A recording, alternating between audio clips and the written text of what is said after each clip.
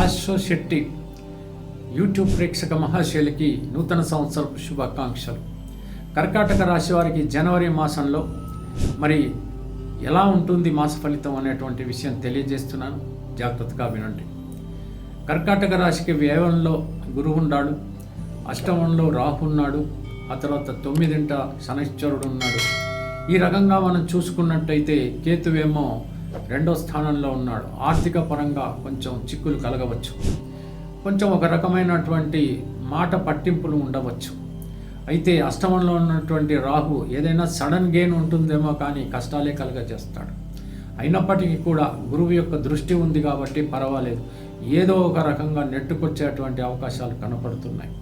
9ంట శనైశ్వరుడు ఉన్నాడు కాబట్టి మీరు ఖచ్చితంగా చాలా కష్టపడి నీతివంతంగా బ్రతికితే ఖచ్చితంగా శనైశ్వరుడు మీకు తగినటువంటి ఫలితాలన్నీ ఇవ్వగలుగుతాడు. అధర్మబద్ధంగా నడుచుకున్నటువంటి పక్షంలో అభాగ్యులైపోయేటువంటి పరిస్థితులు ఏర్పడవచ్చు.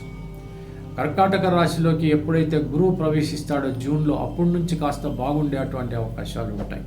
అప్పటి వరకు మీరు అప్రమత్తంగా ఉండాల్సిందే. ముఖ్యంగా జనవరి మాసంలో ఏ పని చేసినప్పటికీ కూడా ప్రణాళికాబద్ధంగా ఒక్కొక్క అడుగు ముందుకు వేయాల్సినటువంటి పరిస్థితి. గృహంలో శాంతి ఉంటుందా అంటే ఖచ్చితంగా ఉంటుంది. దంపతుల మధ్యన ప్రేమ, అభిమానము అన్నీ కూడా ఉంటాయి.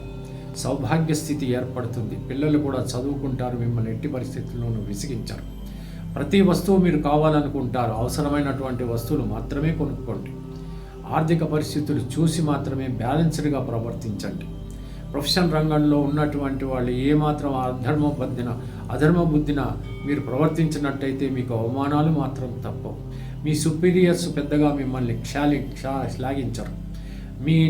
మీ యొక్క సబార్డినేట్స్ కూడా పెద్దగా మీకు కోఆపరేట్ చేస్తారని నాకు కనిపించడం లేదు.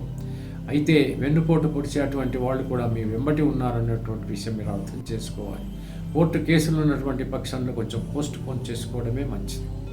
ఇకపోతే మరో విషయం ఏంటంటే, వివాహం కానటువంటి వాళ్ళు ఉంటారు. స్వతహా మీ ప్రయత్నాలు ప్రారంభించండి. మీకు కావలసినటువంటి వరుడో వధువో ఏదో ఒకటి దొరకటం, త్వరితగతిన వివాహాలు జరగటం కూడా జరిగిపోతుంది. అది ఆశ్చర్యకరంగా ఉంటుంది. ఇకపోతే వ్యాపారస్తులు మాత్రం కావలసినటువంటి లాభాలు గడిస్తారు. కొంచెం జాగ్రత్తగా మీరు మీ వ్యాపారాన్ని కొనసాగించాల్సి వస్తుంది.